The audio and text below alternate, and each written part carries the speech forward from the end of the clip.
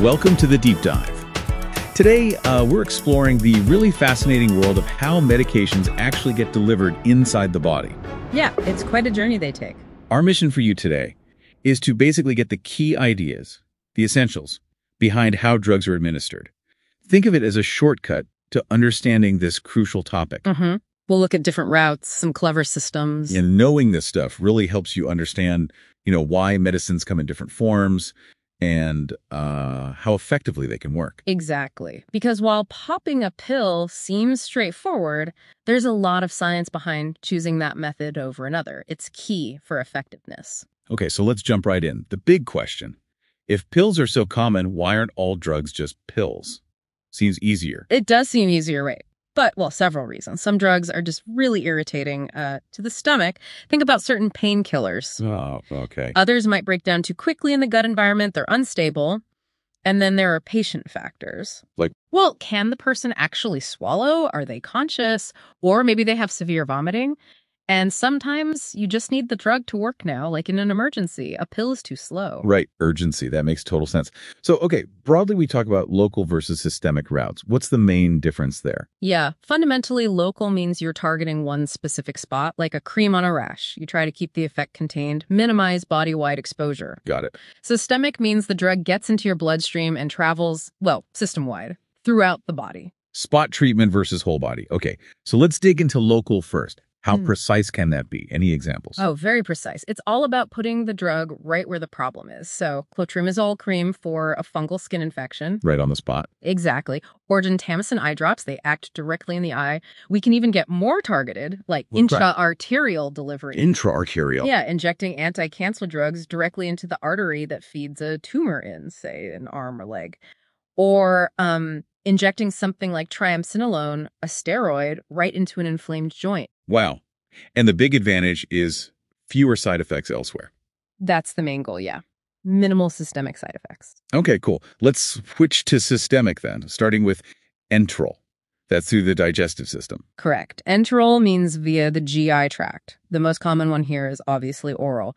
Taking tablets, capsules like paracetamol or omeprazole. Easy, convenient. Very safe. People can usually manage it themselves.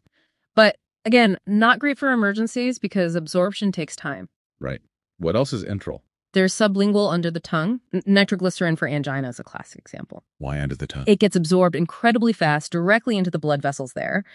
And crucially, it bypasses the liver initially. That whole first pass metabolism thing where the liver breaks down a lot of the drug.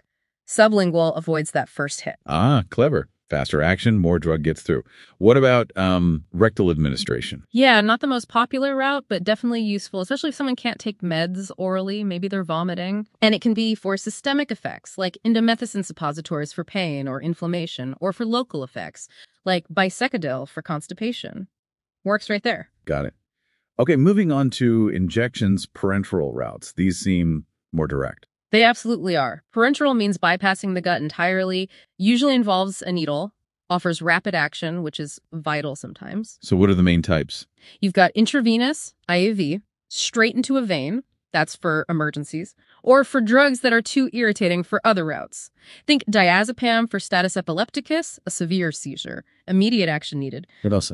Intramuscular, or IM. Into the muscle. Absorption is reasonably quick, good for vaccines or drugs like diclofenac for pain. You can also formulate depot injections this way that release slowly over time. Long-acting treatments. Exactly. Then subcutaneous, SC or subQ, just under the skin. Absorption is slower than IM, often used for drugs people inject themselves, like insulin or adrenaline pens. And finally, intradermal, ID. Tiny injection just into the very top layer of skin. Mostly used for sensitivity tests, like the tuberculin skin test for TB. So injections are fast, bypass the gut. Yeah. But what's the catch? Well, you need sterile technique, obviously. Asepsis is crucial. It requires skill to administer, can be painful, and it's generally more expensive than taking a pill. Makes sense. What about breathing drugs in or patches on the skin? Are those systemic? Yes, they can be.